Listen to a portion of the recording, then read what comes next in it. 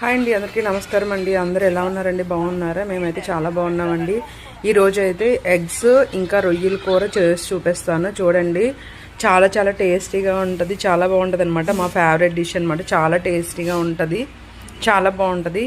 చేసుకోవాలి అనిపిస్తే ట్రై చేయండి. ఇలాగే చాలా చాలా టేస్టీగా ఉంటుంది. నచ్చితే కనుక సబ్స్క్రైబ్ చేయండి,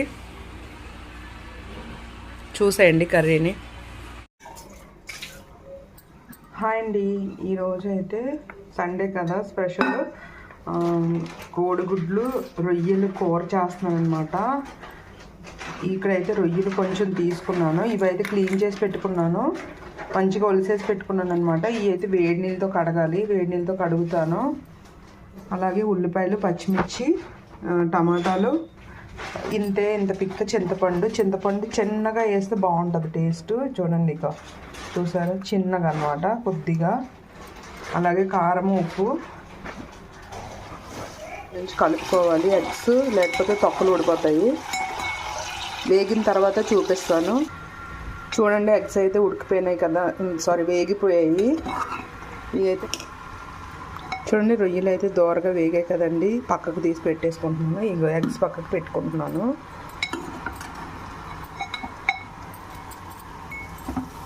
ఇవి దోరగా వేగాలి, వేగిన తర్వాత చూపిస్తాను.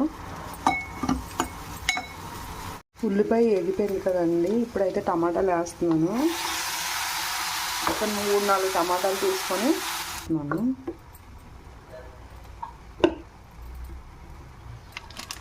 గరం మసాలా కొంచెం వేస్తున్నాను, ఉప్పు తగినంత,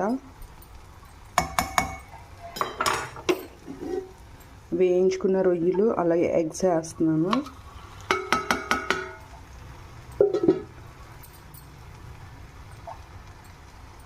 కొంచెం ఒక గ్లాస్ ఆఫ్ వాటర్ పోసుకుంటున్నాను. ఒకసారి ఇలా సైడ్ నుంచి కలుపుకోవాలి. ఇట్లా ఒక సైడ్ నుంచి ఇలా కలుపుకోవాలి. ఎట్లా పడితే అట్లా కలపకుండానే.